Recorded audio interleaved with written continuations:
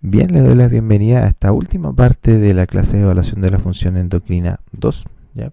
Donde vamos a terminar de revisar el tema de trastornos de la glándula adrenal, comenzando con la insuficiencia suprarrenal primaria, también denominada enfermedad de Addison, ¿sí?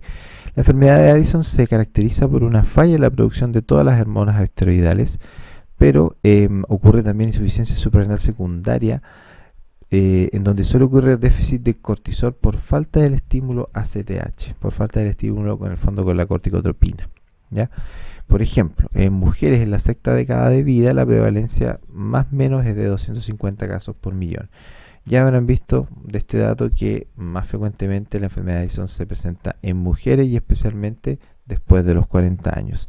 Tiene una prevalencia aproximada de 100 casos por millón en estos casos, con una incidencia de 5.5 casos por millón.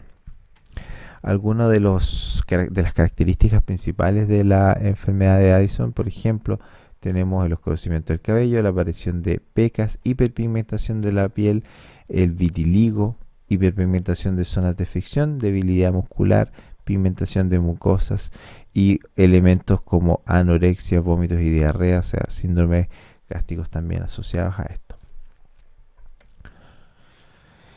Algunas otras elementos del cuadro clínico: baja de peso, síntomas de hipoglicemia, la astenia y la avidez por la sal, entre otros, son algunos de los elementos característicos de este cuadro clínico, ¿ya? Si bien tiene varios de estos elementos que, como ustedes podrán ver, son bien inespecíficos, aquí es muy importante también hacer una buena interrelación entre la clínica y lo que demuestren los diferentes resultados de las pruebas tanto de laboratorio como otro tipo de pruebas diagnósticas que se puedan realizar.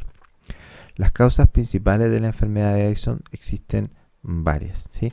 Tenemos, por ejemplo, autoinmunes, ¿sí?, por infecciones, por infiltración tumoral o infiltrativas también, por infarto de hemorragia suprarrenal, también causas quirúrgicas o, ya con muy poca frecuencia, causas hereditarias, ¿ya? Por lo tanto, tiene etiologías múltiples. Son bastantes las causas que pueden determinar una enfermedad de Addison. En cuanto al diagnóstico por el laboratorio, lo que se recomienda es que dentro de los exámenes generales que se realicen, es poner ojo con algunos de los parámetros que pueden orientar al diagnóstico y, como les decía anteriormente, sobre todo asociarlos con la parte clínica, ¿ya? Tenemos, por ejemplo, aquí que la eosinofilia, la hiponatremia y hipercalemia, así como la hipercalcemia sin hiperfosfatemia, son determinantes, o no determinantes, pero sí son característicos de la enfermedad de Addison. La hipoglicemia también puede ser un elemento orientativo hacia el diagnóstico, siempre y cuando la clínica también respalde ese dato.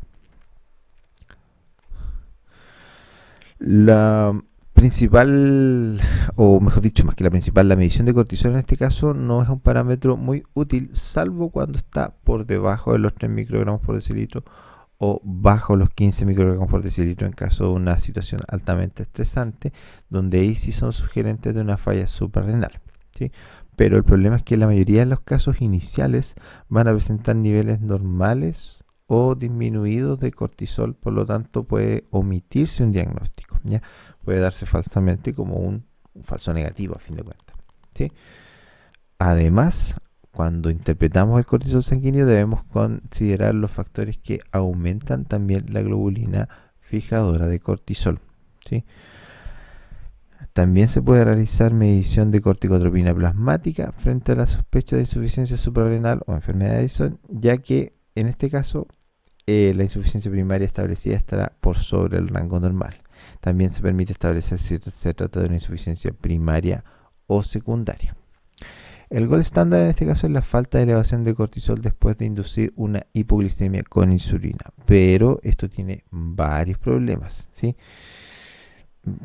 A ver, para empezar están los problemas éticos. Yo en algún momento pasado ya les habré contado sobre lo riesgoso que es realizar infusiones, no infusiones, sino que inyecciones de insulina de forma, podríamos decir, experimental, o sea, que no tiene un objetivo terapéutico, ¿ya? O sea, sabemos que las personas que tienen diabetes tipo 1, ¿no es cierto?, van a necesitar insulina. También algunas personas que tienen diabetes tipo 2 con hemoglobina glicosilada sobre el 9% también van a terapia insulínica, pero en este caso utilizarlo como una prueba diagnóstica es un poco más complejo, principalmente por el riesgo que tiene, ¿sí? O sea, inducir hipoglicemia con insulina en una persona, hay que tener un equipo un equipo, me refiero personal, y también un equipo de elementos de acción, ¿sí? Bastante importante para poder contrarrestar cualquier posible efecto nocivo que tenga esta hipoglicemia, o cuando existe una hipoglicemia que sea muy rápida, ¿sí? Por lo tanto, casi no se va a utilizar esta prueba asociada a los riesgos que pueda conllevar. Lo que se utiliza como alternativa es la estimulación con corticotropina, 250 miligramos, corticotropina de acción rápida, como método de confirmación diagnóstica, ¿ya?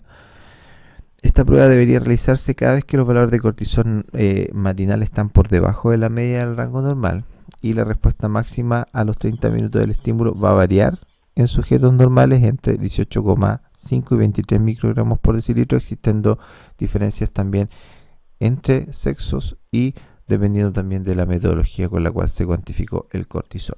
En este caso, el punto de corte para cortisol son 18 microgramos por decilitro, 30 minutos después del estímulo. La estimulación con ACTH de depósito se basa en estos tres pasos, ¿no es cierto? Tomar cortisol, un cortisol basal, no tomar el cortisol, sino que hacer un examen de cortisol basal, una medición. Se inyecta intramuscularmente tetracosactida, ¿ya? Que se denomina cosintropina depot, ¿ya? Se toma una segunda muestra de cortisol 6 horas después. En este caso, los sujetos normales alcanzan en esta muestra un cortisol por sobre los 25 miligramos por decilitro. Si esto no ocurre, el paciente debe recibir 2 inyecciones más en días consecutivos, tomar nueva muestra, realizar las determinaciones nuevamente 6 horas después de la última inyección, y si el cortisol es mayor a 25 microgramos por decilitro, se trata de una insuficiencia suprarrenal secundaria. Si no se alcanza ese valor, se confirma la insuficiencia suprarrenal primaria. La medición de actividad de renina plasmática se toma también en posición supina, ¿sí? En insuficiencia suprarrenal inicial se encuentra aumentada por la disminución de los niveles de aldosterona, y las alteraciones como la hipercalemia, la hiponatremia generalmente van a ser tardías y en etapas tempranas de la enfermedad pueden resultar completamente normales, por lo tanto podemos muchas veces no detectarlas, ¿ya? En etapas primarias. El estudio etiológico puede incluir la medición de anticuerpos anti-21 hidroxilasa, que denota una etiología autoinmune. Si son negativos, se realiza algún examen radiológico buscando posibles focos infecciosos, como por ejemplo focos de tuberculosis, así como procesos infiltrativos o hemorragias. El incidentaloma corresponde a una masa mayor o igual a 1 centímetro de diámetro que se descubre incidentalmente en un examen imagenológico abdominal o torácico que no sea realizado para etapificación o seguimiento de un cáncer en un paciente que no tiene síntomas ni signos sugerentes de enfermedad suprarrenal. Por lo tanto, por eso se llama incidentaloma, ¿ya? Porque ocurre, no voy a decir espontáneamente, pero se descubre de forma incidental. O sea, se está realizando una prueba diagnóstica para una cosa que no tiene nada que ver, y incidentalmente se detecta esta masa, ¿ya? Que tiene que tener esa característica de ser mayor o igual a 1 centímetro. No se está buscando o no hay detectado ningún tipo de cáncer, ¿no es cierto? Simplemente se está haciendo, no sé, un escáner abdominal y aparece esta masa. En ese caso le vamos a llamar incidentaloma, y si esa masa está alojada en la glándula adrenal, hablamos de un incidentaloma adrenal. Debido a que hoy en día el acceso, si bien todavía es limitado por temas de principalmente de ocupación, ¿sí? De los escáneres han ido aumentando, ¿sí? Ha aumentado el acceso, también ha ido aumentando el grado en el cual se van apareciendo estos incidentalomas, ¿sí? Se han hecho más frecuentes en el fondo. Junto con esto, obviamente, la probabilidad de encontrar incidentalomas suprarrenales aumenta con la edad. De hecho, la frecuencia es de hasta un 10% entre los 50 y 70 años, mientras que en los niños no supera el 0,4%.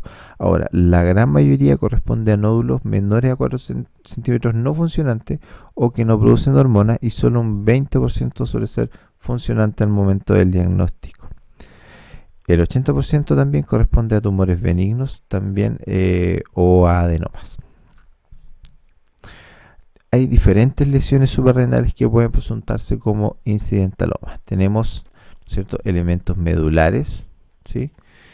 Tenemos elementos corticales, ¿sí? Algunos asociados a metástasis y otros asociados a masas pseudoadrenales.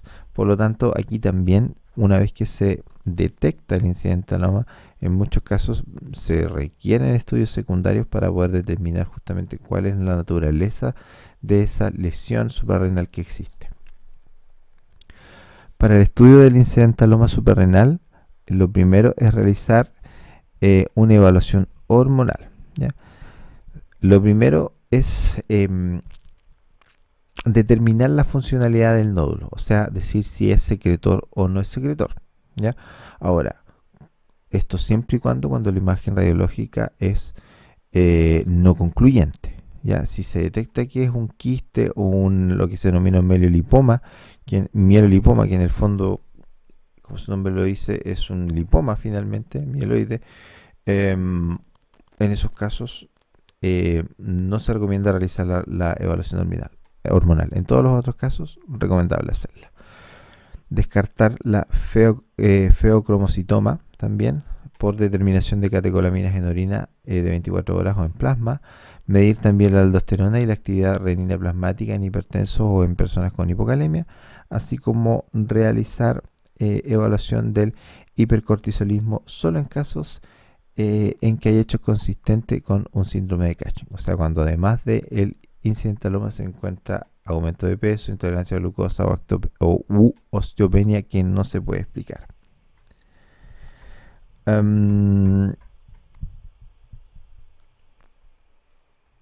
Además, los exámenes indicados son en este caso el test de Nangen y la medición de cortisol salival nocturno, pero no existe un consenso respecto al punto de corte en el caso de la prueba de supresión con dexametasona.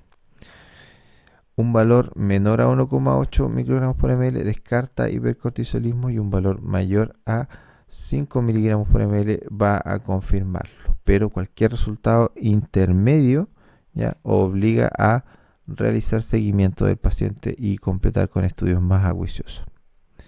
Y en general estos casos son considerados como síndrome de Cushing subclínicos también, ¿ya? La punción de aguja fina también es una técnica diagnóstica que se puede utilizar al momento de realizar incidentaloma. A fin de cuentas es realizar una punción, digamos, de esta masa que está ocupante en la región de la glándula adrenal. Pero el problema es que la citología no es muy útil para discriminar entre adenoma y carcinoma suprarrenal, debido a que no hay un marcador citológico de malignidad para el caso del carcinoma suprarrenal, ¿ya? Además, hay complicaciones derivadas de la propia punción, como por ejemplo puede resultar en un hemotórax, en un hematoma hepático y en un caso ya más severo en la distribución, debido por la propia punción, de células malignas que pueden resultar en una infiltración de células tumorales en tejidos que no las presentan. O sea, debido a la propia punción, puede que en el fondo, en términos sencillos, se pasen a desparramar estas células tumorales en tejidos que no tienen células tumorales, ¿ya?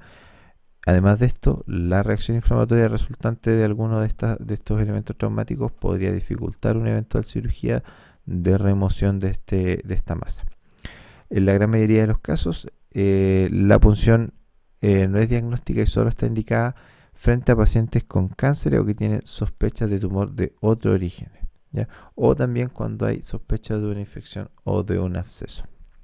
Entonces, el flujograma sería más o menos este que está acá, ¿ya? Si existe un incidentaloma detectado durante un examen imagenológico, se realiza la anamnesis, ¿no es cierto? Se evalúa el tamaño, si tiene más de 4 centímetros, se prefiere realizar inmediatamente, bueno, no inmediatamente, pero se determina la realización de una cirugía para remoción de esta masa. Si es menor a 4 centímetros, se debe determinar si es funcionante o no funcionante. Si es funcionante, también se recomienda la cirugía. Si no es funcionante, realizar estudios funcionales de forma anualmente periódica, ¿no es cierto? Control imagenológica cada 6 y 12 meses, perdón, a los 6 y 12 meses, y evaluar con control anual por un periodo de 3 años. Bien, con esto finalizamos entonces esta segunda gran parte de patologías asociadas a los sistemas hormonales. Espero les haya servido. Cualquier consulta, ustedes lo saben, la pueden realizar a través de la plataforma principalmente. Gracias y nos vemos.